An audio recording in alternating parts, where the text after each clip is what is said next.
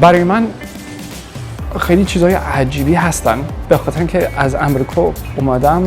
امریکا که خیلی کشور دیگری هست، خیلی کشور هست که با اینجا خیلی فرق میکنه. از طبیعت تاجیکستان خیلی لذت میبرم. یعنی من میرم در کوه نوردی میروم، یعنی رفتن در کوه. این دریاچه هایی که زیاد اینجا هستن خیلی اونجا رو دوست میدارم.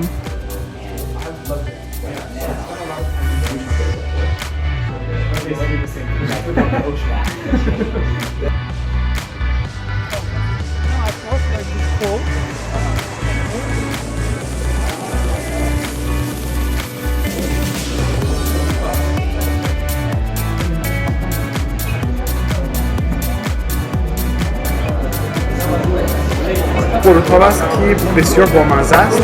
قروتابی که با پامادور خورده می شود و چکه زیاد. من شخصا چکه را خیلی دوست می‌دارم، به خاطر همین اینو غذا دوست می‌دارم.